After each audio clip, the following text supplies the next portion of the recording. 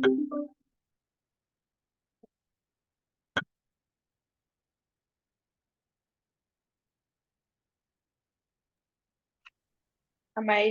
want to wait a few more minutes for more folks to join? I have no problems. I'm not in a hurry, so let's try not to have too much lights. Thank you, and we can give it a couple of minutes. Okay. Maybe we can. Recording. Over to you. Perfect. I share my screen. I don't know which is the good one. Okay. So thank you very much for joining the call today. We are continuing our series of the rare diseases network around the world. You would remember last time we were introduced to the NORD, the National Organization for Rare Diseases from the USA. And today we have the opportunity to learn about European networks of rare diseases, what it is, how it's organized, and what can we learn from the model of education, the ITHACA. Our speaker today is Professor Alain Verloos. I'm really happy to introduce him as a citizen of the world because Alain Verloos was born in Belgium, but he completed part of his education in France also, where he obtained his board certification in fetal pathology, and he also obtained his certification in human genetics in France, in Paris also. And during his career, he worked in Belgium and is currently working in France. He is full professor of medical genetics at the University of Paris-Cité in France. He's the head of clinical genetics unit in that university and the head of the departments in the Robert Debré University Hospital in Paris. Another aspect of is him being citizen of the world. Alain Verloos has worked in Belgium, as I mentioned. He's currently working in France, but in the past decades, it has also been visiting Africa, helping to develop capacity for rare and Mendelian diseases in countries like Cameroon, where he has spent done multiple visits, but he also has offered his expertise in people living in islands, the French islands in the Caribbean. And I'm really happy to introduce Alain Verloos, and we look forward to a great talk. So Alain, the mic is yours. Thank you. Thank you, Aimee, and thank you for this kind invitation. I hope I will not disappoint you. And I'll say I will share my slides, so because there are much too crowded slides, so I will probably not go in all the details of those slides. So my idea was to talk to you about, in fact, two complementary issues. First is the organization of management of rare diseases in Europe, and then to show you how it's organized in France. Does it work? Yes, we can see your slides and we can hear you. Okay, but I have difficulties to change my slides. Okay, it's coming. Okay, so just to remind you that rare disease in Europe, as everywhere in the world, are in fact not rare at all. We know that the main challenge of rare disorders is that they are individually rare, very rare, extremely rare, of course, and the count is probably more than 10,000 rather than 6,000 different disorders. Not all are genetics, about 80%. But in fact, if you count all people together, it affects, at least in Europe, between 5 and 10% of the population when you reach a sufficient old age. So, in fact, rare diseases despite being rare, is now a challenge for medical health systems because those disorders are often expensive to follow and to detect and to diagnose. And also the time spent just to find a diagnosis is also a cause for unsatisfaction for the patients and unsatisfaction for the health systems because it leads to a lot of useless investigations before finding the good diagnosis. Just to pinpoint a point before, if you are aware of things are going in EU, just know that in fact rare disorders are covered by two systems. I will speak only about one of them, which is the reference networks, because it's the clinical aspects.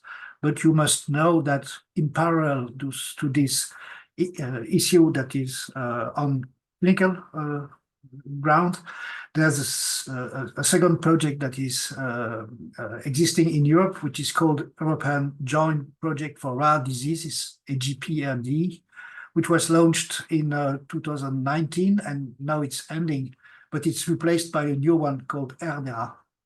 So this initiative is continuing beyond the first launch, and this EGPRD, to be simple, I summarized the ERN's objectives now, is to try to improve the health, prevention, diagnosis, and treatment of rare disease through research to rare diseases. So the idea for ERN and previously for EGPRD is to have some kind of ecosystem with EU funding, including private and public institutions, hospitals, universities, research faculties, and so on, and to coordinate the objective of ERN and previously for EGPRD is to coordinate and to align national regional research strategies and to fund research on a competitive basis. Every 6 months there are calls for European research. So the base being that you must propose something that is multinational and often use more than 5 or 6 different countries in the same project. The other point which is very important, I think, is that ERN as EGPRD have a strong interest in patient-driven research and in empowering the patients in any projects that is submitted. Regarding ERNs, well, ERN's history is quite long because the first idea came probably in 2011. It was really created in 2017 by the European Commission. The first step was for 5 years, and it has been renewed. The system has been renewed for another 5 years last year, in fact. So we are running up to September 2027 with this ERN system. The base of these ERNs is an informal network of hospitals that are each of them endorsed by a member state, and for which, in fact, the ERN is not made by persons, it's made by hospitals. And note that it's informal, that means that it has no legal existence. It's only a consortium, but without legal existence. Currently, there are 24 European networks. I have slides, the last slide will describe you, but in the total, there's about 600, not 400, but about 600 hospitals that are involved.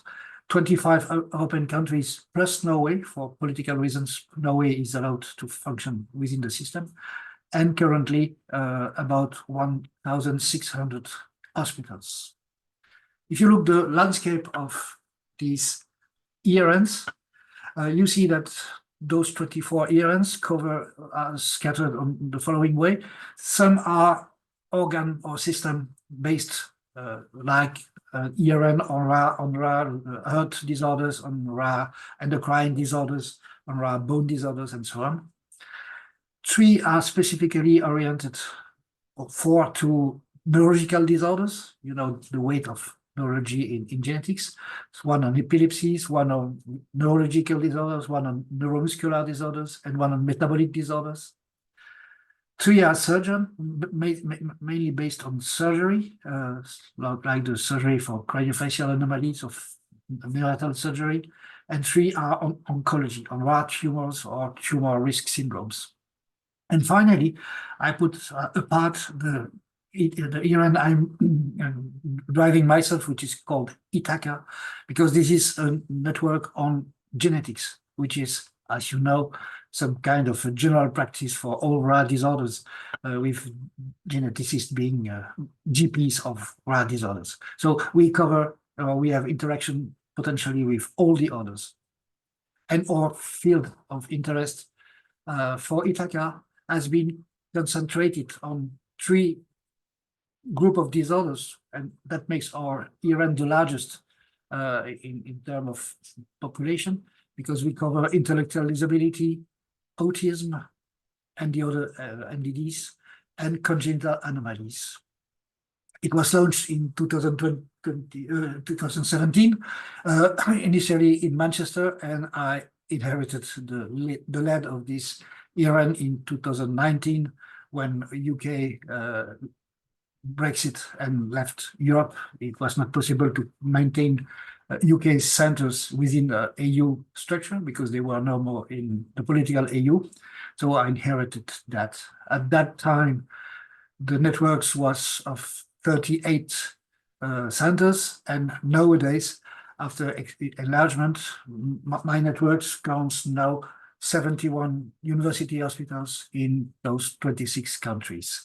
You see the map. In fact, we cover all countries except Greece for political reason, and Bulgaria, which are the 2 only countries that have no recognized local expertise centers. Our expertise centers, of course, goes on not only on genetics, but also multifactorial and environmental causes. And I have to add that for historical reasons, when the ERNs were launched, the spina bifida world asked to join ITHACA, and not as you would have expected a surgical network or a urological network. They asked to be with us. So we have some specificity on spina bifida, which is not a rare disorder, which is not a genetic disorder, but which is a complex disorder. And we have this in our field. So how is it organized practically?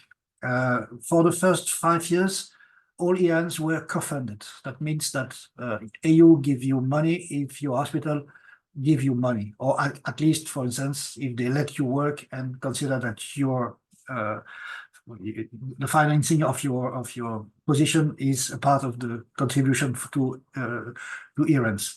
In 2022, when it was renewed, EU accepted to be completely funding the system and did not ask any justification from the other hospitals. Practically, we have been funded now for 4 years, and that represents about 800,000 euro per year for having the system working. And this money is shared between my hospital in Paris, 3 hospitals in Holland, 1 in Italy, and this funding is mainly used for supporting the meetings and supporting project managers. We have about 10 project managers, either in France or in Holland or in Italy, for all the works. It's coordinated by an executive committee, which is made from those coordinating team and the leads of all the work groups that have been set in this ERN. We are also working with non-EU partners, which are called affiliated. Well, it's a statute that now allows us to have agreements to collaborate, to include people in our work groups from Switzerland, for Turkey, from Ukraine now. So within the EU, of course. Probably we will be able to reintroduce UK. Things are less hard now than 4 years ago. And also, it's completely open to extra-European contributions and collaborations. And so that's one of the questions I would raise at the end of this talk is, could we, if you are interested, do something together? How are we organized? We have 15 working groups. In fact, a lot of task forces. I will not go through all that because it's a bit cumbersome, but you must just understand that it is well organized. The organization is follows recommendations from the European Commission that says you must be organized in that and that work groups. And of course, as any European project, you have a lot of paperwork behind to justify that you have funded what you have do with funding, and we have to have to give deliverables and intermediate points and so on. So it's very well, or a little bit sometimes too well supervised administratively, but this is a way to be sure that no money is wasted. And among the new 8 axes that we have entered in under renewal, we have now a working group on fetal surgery, mainly for spina bifida treated in utero. And also for, which is more wider, a work group on psychiatric manifestation of monogenic diseases, because there's no ERN on psychiatry. And also we have opened widely to the patients without a diagnosis, which is, as you know, about half of the patients we see currently. The other point that is of high importance to create and to sustain these networks is to be completely correlated with the family support groups, the patient advocacy groups, tags in the EU worlds. And you see that currently we work with about 40 different EPAGs. So there must be national or European-wide groups. Is to some extent difficult to work with national groups because of the language. English is the only language for everybody, and for many family support groups are not easy enough with speaking English to be able to join us. And some of those groups are really European Federation of family support groups. But it is very important to remember that those family support groups are involved in all work packages, and probably most, if not all, task forces as advisory or full partners, depending on the subject. Well, I will not go through all the work that is done by ITHACA. Remember that we are not dealing directly with patients. This is not a health system, it's a coordination system, but we have no direct ITHACA consultations to some extent. And also we are not a research, we are not funded, and we could not spend money for research, but we are encouraged to help research. And one of the way we can encourage research, and this is one of the things for which your organization may be interested in, is that we can organize calls and teaching. So among the teachings that arrive, there are a lot of webinars. In fact, each ERN organizes its own webinars, roughly one every month or one or two every month on several topics. And if you go to our website, you can really easily see which are the next one. And of course, these webinars are completely open to everybody. There's no limit to the people who can assist. And of course, it could be an idea to think about some webinars that could link Africa countries and EU, perhaps on some health specificities of the South, for instance, or the way we can help you to treat patients or to explore patients. So think about this, and if you are interested or if you have ideas of possible webinars, don't hesitate to contact me. We are also organizing meetings. I put this slide on one of the meetings that we are organizing called Eurodysmorpho. In fact, it's a very old meeting. It exists for more than 30 years. It was initially organized by people in France, and it has been adopted by ITHACA. So it's a 3-day workshop dedicated to developmental anomalies. Most presentations are made orally. So we have a few posters, but many things are just oral. And there are some educational sessions also. And we focus this meeting mainly on young geneticists. That's the reason why Emily was present at the last meeting, for instance, and also to young neurologists because of the overlap between neurology and developmental genetics. And this happens every year. So this year it was in Lisbon, in Portugal. Next year will be in Ljubljana, 2025 in Vilnius, in Lithuania, and somewhere in Italy in 2026. So what is important is that those meetings are free. People have to pay their travel, but there's no registration fee, and everybody is accepted up to 120, which is the limit of the people we want to have, to be able to allow everybody to present something. And really, we are encouraging young people to come and to present things. Case reports, series of case reports, fetal pathology, anything that have something to do with development or neurodevelopment.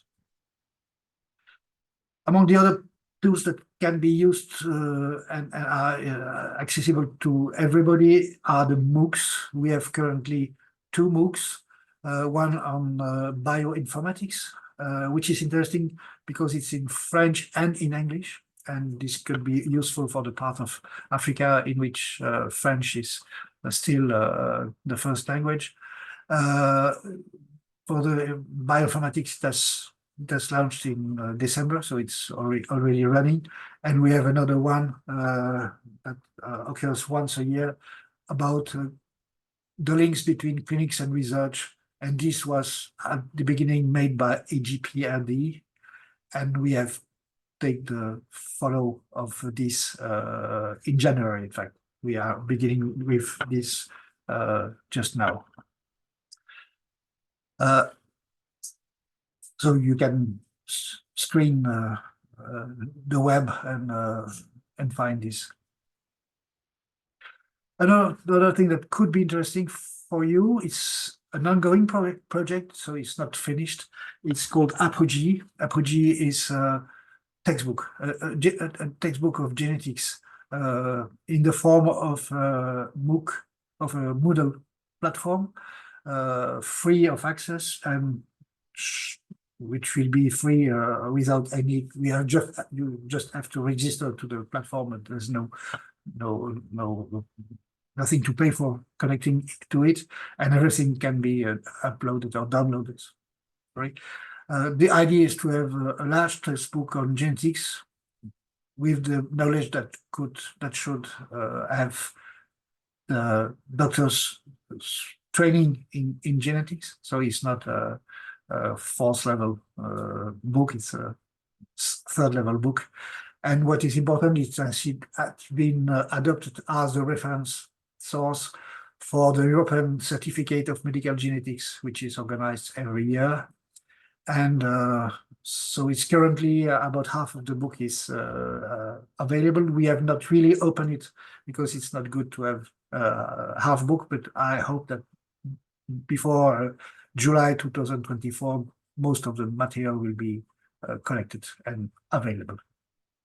So you can use it, you will be able to use it, and you can also contribute to it if you want. The advantage compared to a textbook is that we can update chapters whenever necessary.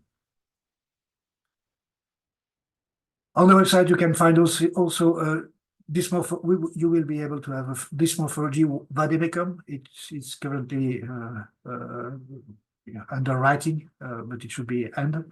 There's a genetic survival guide, which is a very simple book. You have some copies, screen copies on the right side of the screen.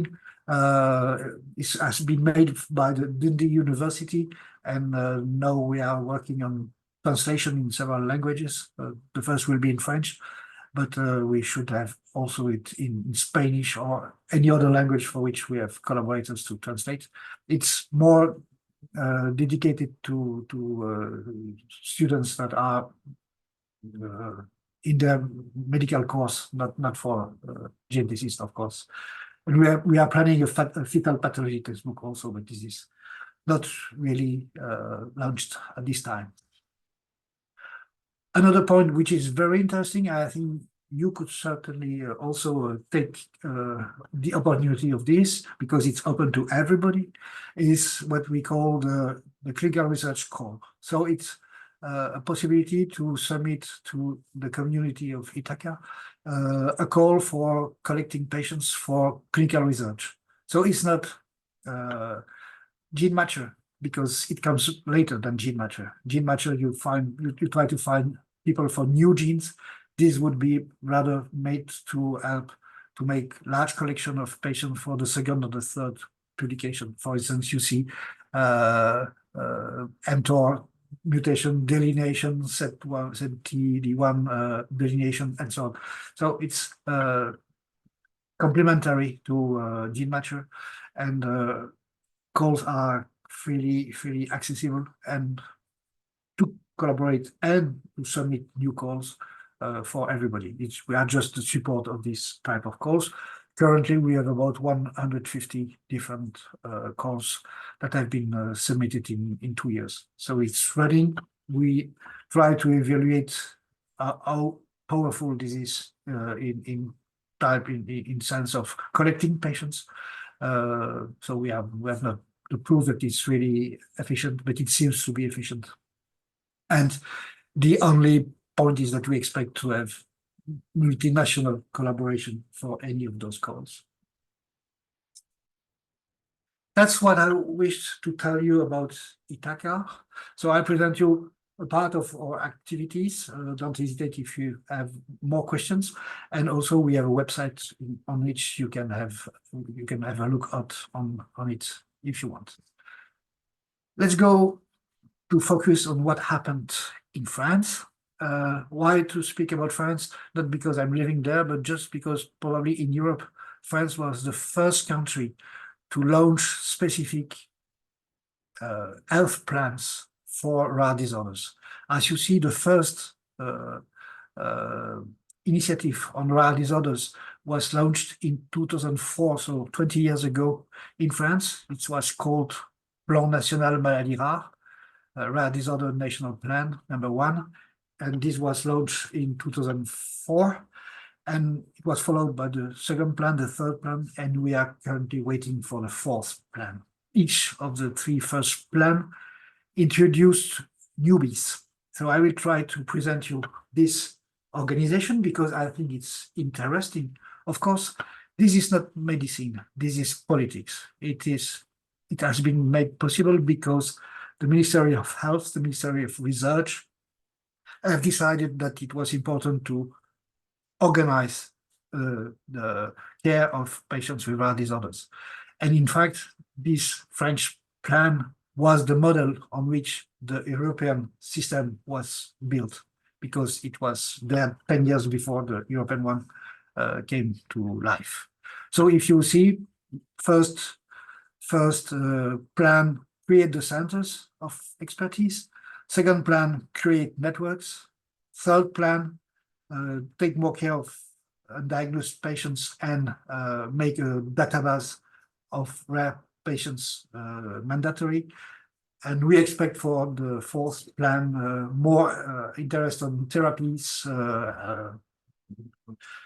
therapeutic trials, and bioinformatics, but we have not this plan available now. So how is it organized practically? I try to make a scheme on the right side of the page that shows you. So basically there's 3 levels. There are health networks.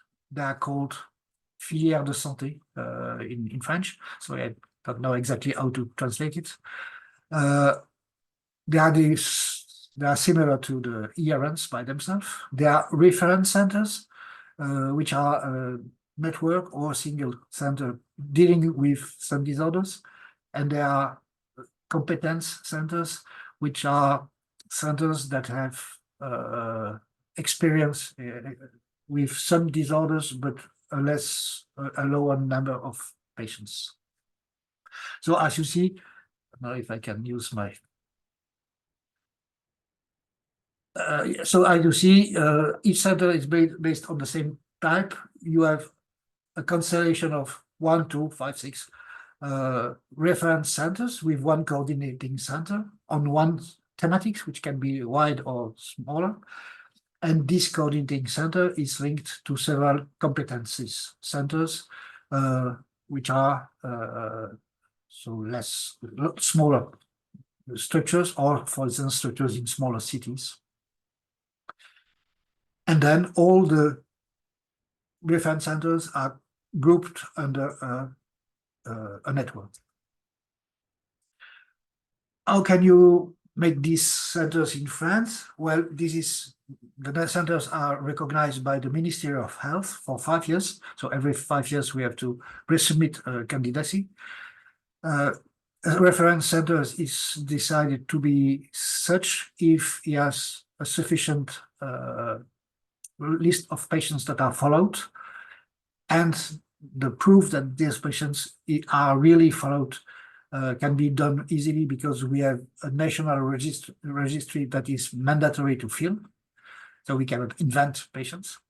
The reference centers must have an activity in science, have publications, and be part of promoters of research, and also have academic teaching. To be a competence centers are the same arguments, but with less patients and less scientific activities. And of course, all the reference centers that are endorsed by the ministry must be supported and endorsed by family support groups for these pathologies. We are paid by the ministry for one center about 300,000 euros per year for all the activities, for hiring people, not doctors. We cannot hire doctors, but we can hire nurses or research assistants or project managers, whatever. And of course, the hospital takes some advantage because 20% of the funding goes in the pocket of the hospital as compensation for the fact that we are working for those structures. Monitoring, as usually, you have reports each year, so everything is quite controlled to be sure that money is not spent incorrectly. And what are the objectives of these reference centers? Mainly is for the coordination and for the connection between family support groups and the practitioners of medicine. So it's at the level of the hospital or that this must be done. We are supposed to produce guidelines, care protocols, and also to organize multidisciplinary consultations. And we have to record all the patients that we see in a national database for rare disorders. We have the other tasks are the same: remediation, research, of course, education and training. This is similar to what is in the EU. We have currently 23 French networks, which are roughly the same as the European ones. And these national networks that collects all these reference centers have more function of coordination between the different orientations. I can skip that. One of the major production of those networks are national protocols of diagnosis and care, guidelines, national guidelines, which must be written following international rules and are freely available on one website from the government, which is called High Health Authority. So you can see, for instance, this slide: phenylketonuria, Ondine syndrome, cellular dyskinesis, Van Osler, and so on. At that moment, there's about 500 different guidelines that are available, and you can go and download them. They are written for the family, for the GPs, so they are not extremely scientific, but practical. And the idea is that these documents can be used when patients with rare disorders go to people that do not know is a disorder. They have a validity of 5 years. After 5 years, we have to update. And I told you that we have a unique database for all rare disorders in France, and all patients that are seen in one of the centers must be declared in this database.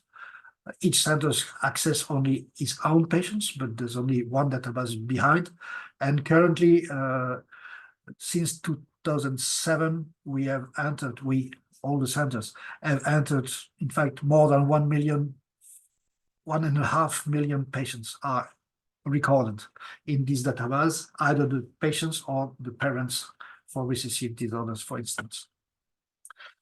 So this is very important. It's a very important tool for epidemiology because, and also it's a way for the state to check that we are really seeing patients for which we have the money.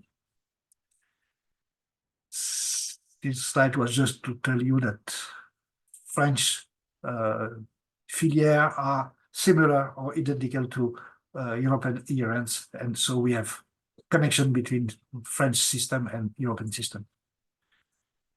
I switch this. This is the website from the French filière.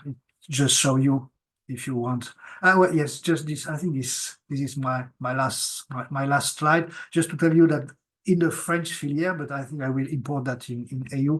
We will have this month a huge collection of slides that can be used to illustrate talks or to illustrate during the consultation. And they will be freely available and downloadable on the website of national equivalent of ITHACA, that is called Andira. So I was thinking of how can we collaborate between your institution and ours. Of course, many things that are available on the web are completely open to anyone. And of course, you can connect and you can contribute and you can ask candidates to do some of those with us. For webinars, we have many downloaded teaching material. Part is in English in the European website and a part is in French in the French website, but you can download both of them. ITHACA calls for collaboration are open to anyone, and also treatment protocols that we are producing at the French and at the European level are completely available and have to be published for the European one. The MOOCs, you see that we have 2 of them. And of course, Eurodysmorpho would be a very good place for you to send some of your young people, all of young students. What could you do as co-development? There are 2 ways to think about that. One for the countries who are ready to do it in French. Of course, specific connection with French are possible through the national filière or through me, but I cannot do it in French. And of course, if we switch to English, then any collaboration that you could be discussed at ITHACA level or even at inter-ERN level, because what I told you about ITHACA is more or less the same for the other ERNs. Well, okay, it was too long, as I'm afraid, but I hope I draw your attention and I'm ready to answer any question. Thank you. Thank you very much, Professor Ramos. Just to clarify, I have attended the Eurodysmorpho meeting 8 times. So that was the first time or the first place where I gave my first oral presentation in English. It was in 2011 in Strasbourg. Thank you for keeping that up. And Princess won the best presentation last year in Lisbon. And I really hope that more young African clinicians would also engage and come to showcase what we are doing in Africa at the Euro this MOFO meeting and be able to develop their network as we and other people have been able to do over the past years. So thank you very much for your presentation and also for keeping this up. What you have presented is really impressive. For people coming or standing at a Norway place now, it might be too impressive and also threatening. So my first question would be, could you please remind how many years has gone by since you started this initiative, the ITHACA in particular? Well, the ideas comes in 2011. It was launched in 2016, in fact 17 for practical reason, and so it takes about 10 years. And basically the first idea was to facilitate transfer of patients between countries. You know, EU is a constellation of large countries like Germany or Poland or France, and of very small countries. Some have only 500 to 300,000 inhabitants, like Luxembourg or Malta. And so you cannot expect to have specialists for all disorders in those small countries. And so the first idea was to have patients traveling easily. So this is purely political. And then the second idea was, well, if the patients cannot travel, brains can travel and knowledge can travel. So let's build something that allows knowledge to be shared between countries on a easy way. I can imagine that in Africa, the African level organization could be very difficult for political issues. You have not the similar structure as AU, but the transposition at the national level or at the regional level should probably be something that you can imagine. And in France, it takes, well, I don't know how much time was spent before launching the first rare disorder plan, probably 2 or 3 years. But then to reach the final situation that is now, it takes about 10 years. So it's long because you have to change mentalities, you have to organize things, you have to find fundings, and you have to convince people that it's useful. And politics, that they have to fund on the long term, because you cannot have just money one day, one year, and nothing the next year. It must be sustained. Thank you. So for African countries, African groups such as ours, willing to take the same journey, and you reflecting to back the time you started, knowing that we don't have the funding that someone might receive from the EU or from its own country, and also the fact that we don't yet have the continental networks that we can leverage as a model. What would be your advices, 2 or 3 advices you would give to us? I don't know. I think some things requires money. Some things requires collaboration with people who have already done, because of most things that are produced by ERNs and also by French at least are freely available. So you can use them. You can adapt them. You can ask people to send you the original files to change the language if you want to have it in other languages. So a part of what we have in Europe is completely free, in fact, to be used. Just you have to know that it exists and that it's not limited to AU. The second point is that among the things that are important, having meetings and having, as you do today, to be able to discuss on a specific topic or to share patients with complex stories to try to find their diagnosis or to find a way to treat them can be done with just a Zoom abonnement, a Zoom contracts. You don't need to have money. You need to have to be convinced and to have time to do it. But I think part of things do not require much money. It requires much money at some point when you are really planning to make a meeting, because you have to find money to make the meeting. Yeah, a good example is all this morpho. It's expensive to do it, but I think nothing. Large part of what we are doing is just because we are willing to do it. And for instance, if you look at the network of ITHACA, 5 hospitals have money. So because there are 5 hospitals who have research managers, project managers, but the other 65 have no money.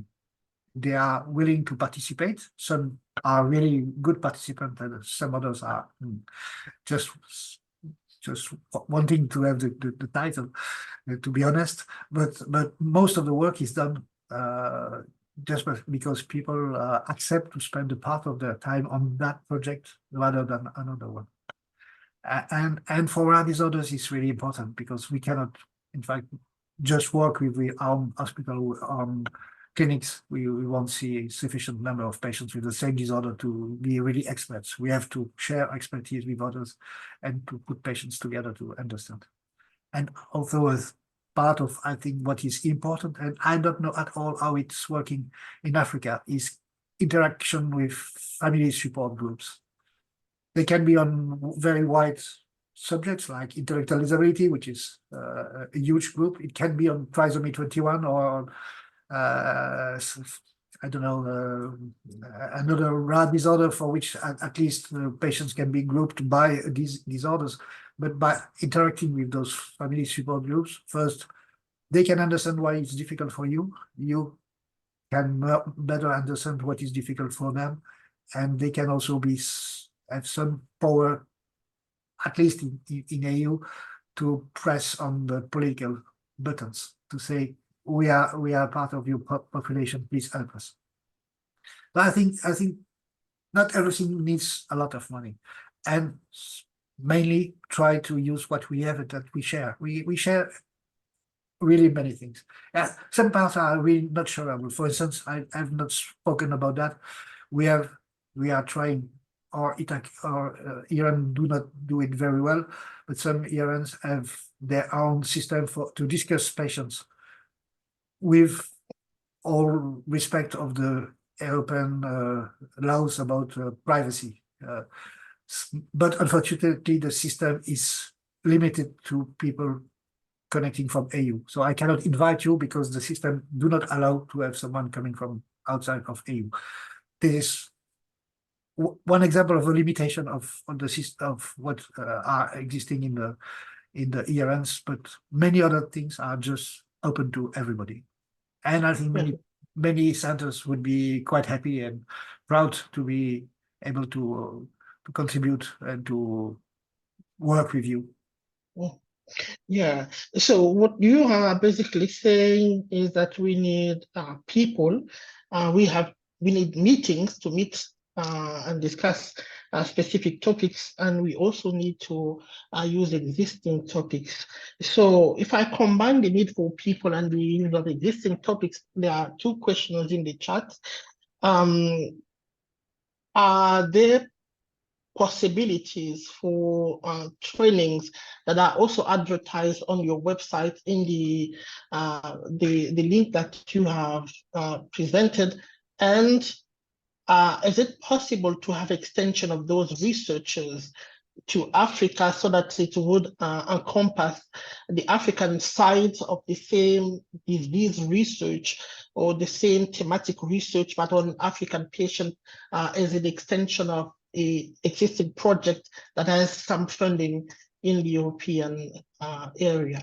There are 2 parts of your question. Regarding the possibility for African doctors to contribute or to submit research projects is completely open.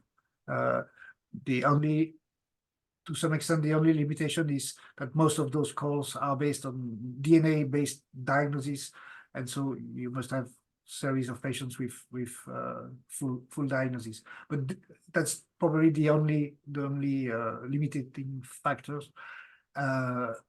Regarding the collaboration, the research, we as ERNs, and the same for the French networks, we are not funding anything because we have no money. We are not allowed, in fact, to fund the research. If research is funded for the rare disorders by RDRA, so previously European Joint Project for Rare Disorders, and when they have a call, usually there are limits that are set to who can apply and cannot apply.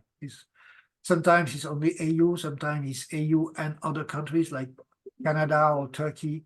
I have no clear view of what are the rules for that, but indeed those research fundings are usually limited to a part of the world.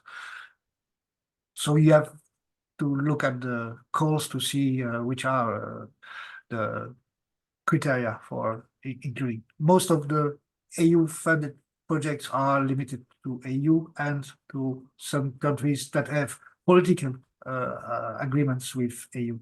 For instance, Norway is a good example because Norway is half in AU, half out of AU, or Switzerland. But for instance, we cannot have an official center in Switzerland. They are not in the AU. Okay. That's really the limit is what you reach politics, it's politics, and we cannot do anything for that. As long as it's science, it's possible.